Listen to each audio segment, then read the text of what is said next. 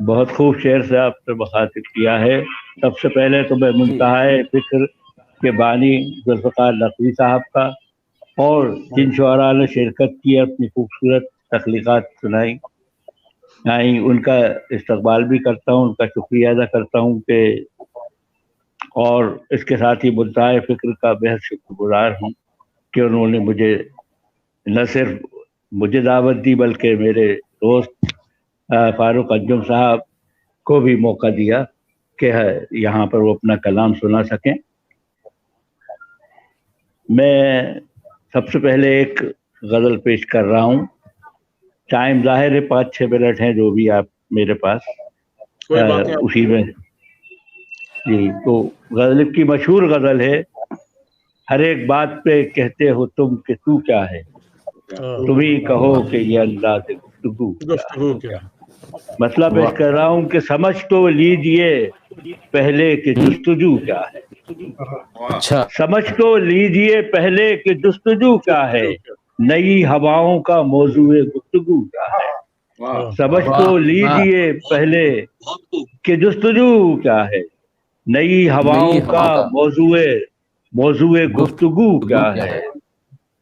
برائے نام ہی ٹھہرا ہے قتل عام تو پھر، برائے نام ہی ٹھہرا ہے قتل عام تو پھر، بتاؤ تم ہی یہ بہتا ہوا لہو کیا ہے. واہ واہ، بہت خوب بہت خوب، شکریہ شکریہ. برائے نام ہی ٹھہرا ہے قتل عام تو پھر، بتاؤ تم ہی یہ بہتا ہوا لہو کیا ہے. بتاؤ تم ہی یہ بہتا ہوا لہو کیا ہے. خفا ہو گوشہ مسند جو تم سے مانگ لیا، خاص طور پر شعر پیش کر رہا ہوں. خفا ہو گوشہ مسند جو تم سے مانگ لیا، ابھی تو پوچھ رہے تھے کہ آرزو کیا ہے. کیا بات ہے.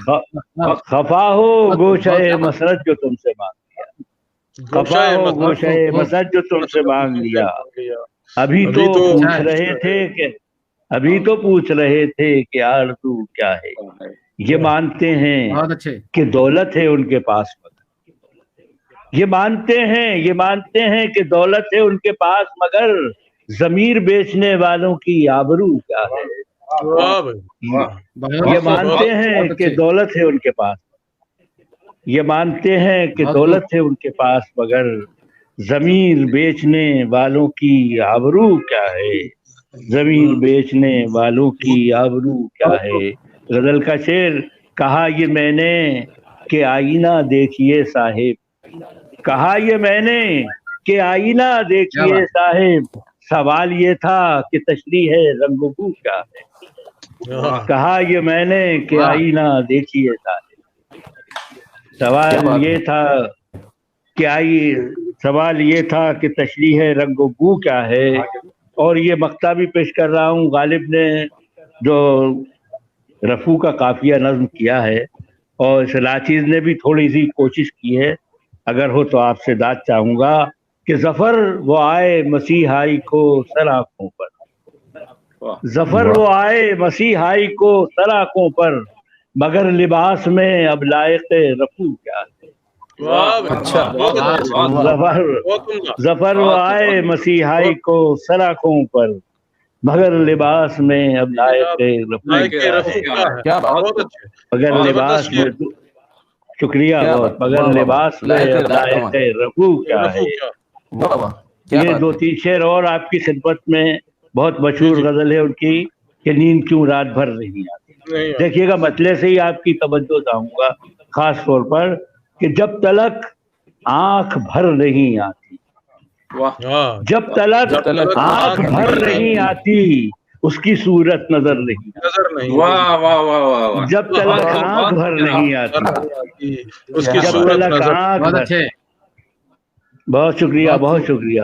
جب تلک آنکھ بھر نہیں آتی اس کی صورت نظر نہیں، کی صورت نظر نہیں آتی. اور جا کے اونچی چھتوں پہ بیٹھ گئی، جا کے اونچی چھتوں پہ بیٹھ گئی، دھوپ اب میرے گھر نہیں آتی. جا کے اونچی چھتوں پہ بیٹھ گئی، شکریہ. جا کے اونچی چھتوں پہ بیٹھ گئی، دھوپ اب میرے گھر نہیں آتی.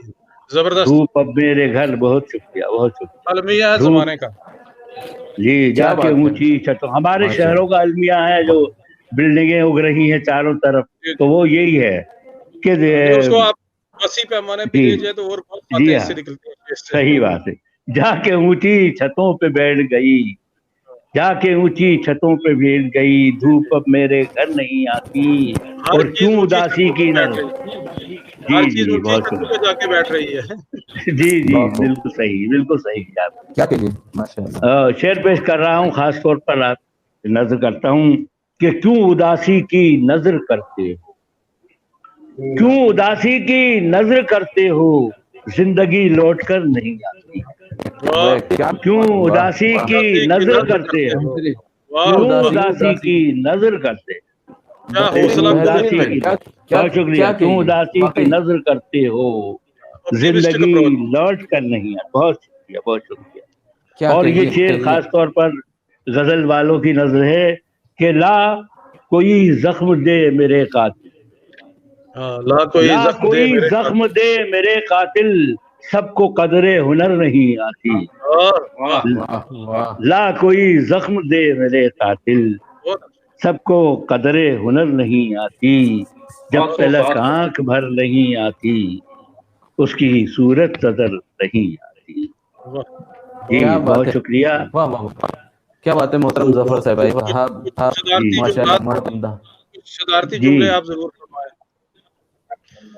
جی میں منتہائے فکر کا بے حد شکر گزار ہوں کہ اس نے مجھے یہاں پر صدارت کا موقع دیا.